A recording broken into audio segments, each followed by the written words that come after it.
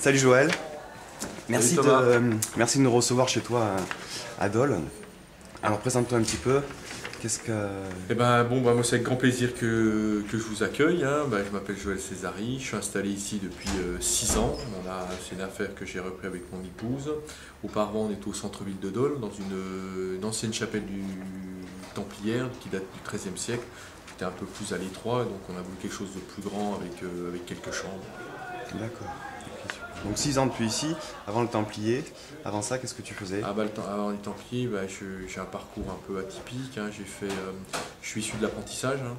J'ai fait en études secondaires, j'ai fait une seconde, j'ai tout arrêté. Après, j'ai passé l'examen pour rentrer à l'école hôtelière de Coligny en BTH. Et en fin de compte, je suis rentré en apprentissage chez le père de Jean-Paul Genet. Donc j'ai travaillé avec le père et Jean-Paul. Ah super. Voilà. Et ensuite, j'ai eu la chance de faire mon service militaire à Paris. Je suis resté 5-6 ans à Paris, avec des maisons comme Dodin-Bouffant, j'ai fait le Doyen, j'ai fait la maison d'Auteuil, j'ai fait Jacques Cagnard. Après, je suis revenu en province, je suis parti chez la Meloise. Et je suis resté 8 mois chez Jacques, alors que je devais rester 1 an. Et puis, par rapport à ces 8 mois, j'ai eu la chance de rencontrer des stagiaires d'école supérieure de cuisine française à Ferrandi qui venaient faire des stages. Et je suis rentré à l'école supérieure de cuisine française à Ferrandi. D'accord, c'est bien, ça va être une expérience intéressante ça. C'est une très belle expérience, c'est une expérience humaine. Et puis bon, ce qui n'est pas évident non plus, c'est se remettre assis, à apprendre, être attentionné, écouter les gens qui te parlent, qui t'apprennent, qui te montrent. Donc c'est sûr que il y a eu un temps d'adaptation assez compliqué. Puis après, c'est l'envie. Puis on n'a plus le même âge. Quand tu retournes à l'école à 22 ans, t'avances. Oui, c'est pas pareil. Tu sais pourquoi tu vas. Exactement. Est-ce que donc tu t'es installé à Dole, tu es originaire de la région? Oui, je suis un pur produit daulois, c'est-à-dire que je suis né à Dole, moi, et pour moi j'habitais Tavaux à 8 km d'ici. Mon papa travaillait dans une société de produits chimiques, et puis j'ai eu l'opportunité de revenir dans la région, donc je suis revenu. Mais c'est une opportunité, autrement j'aurais très bien pu naviguer à droite à gauche sans problème. C'est toujours un plus d'être dans la région qu'on connaît un petit peu déjà, non, quand on s'installe. Ouais, parce que tu es un peu l'enfant du pays, et puis que les gens te font peut-être plus confiance, il n'y a pas de temps d'adaptation, les gens sont venus tout de suite, on a eu la chance aussi d'avoir un bel endroit tout de suite, donc ça compte aussi. Après, c'est pas une fin en soi, et dire demain il faut faire l'expérience ailleurs, on la fera. D'accord.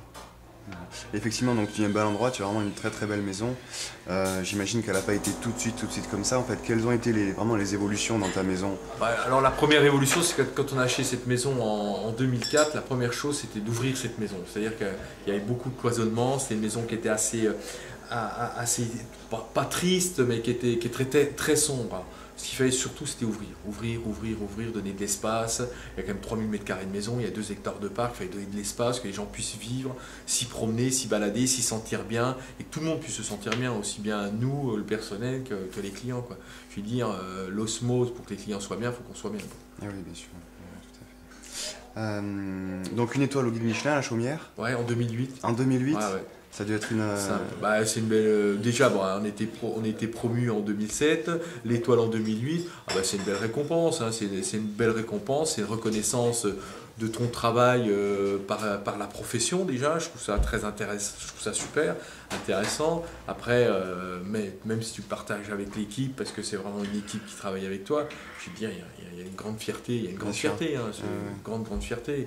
Après, l'étoile m'a apporté une certaine sérénité, un calme, et puis on avance tranquillement. Je veux dire, moi, ce qui m'a conforté dans l'idée de ce que je me faisais de la cuisine, et je continue dans ce sens-là. Non, c'est super, ça n'a pas changé fondamentalement ta cuisine. Tu continues ça a conforté ce que je voulais faire, et comme je voulais le faire. Donc aujourd'hui, tout ce qui arrive, c'est du bonheur. Demain, il y en a 2, avec grand plaisir. Voilà, je veux dire, on prend ça comme ça vient. Tu les cherches pas non plus? Non, on se bat pas, je sais pas si on les cherche pas, parce que tu cherches toujours à t'améliorer, à avancer, à amener un certain confort dans ta cuisine pour que tu puisses, que les gens soient, par rapport à ton staff, qu'ils soient de plus en plus à l'aise pour réaliser ce que tu as envie qu'ils fassent, c'est important aussi. Donc, et puis c'est comme ça que tu avances, et puis c'est comme ça que tu progresses, et puis il y a tout un ressenti, je veux dire, ce que je vous disais hier, moi je suis très très proche, j'adore le client, donc je suis très proche de lui, à l'accueil, à la sortie, à la fin. Moi s'il faut prendre des commandes, je vais prendre des commandes, je veux dire, il n'y a pas de souci, je veux dire. Moi je suis un vrai un vrai aubergiste, un vrai restaurateur. C'est un vrai restaurateur. Et alors dans ta cuisine, raconte-nous un peu ta cuisine, c'est quoi en fait ta cuisine précisément? Ah non, voilà, ma cuisine est toute simple, hein, je veux dire, moi j'ai eu la chance de pouvoir faire des stages et travailler plein de cuisines différentes, plein de techniques différentes, faire de la moléculaire, faire des choses comme ça. Après on n'aime pas, mais par contre je savais. Et quand tu sais, c'est beaucoup plus facile. Ouais. C'est-à-dire qu'après tu t'adaptes ou t'adaptes pas.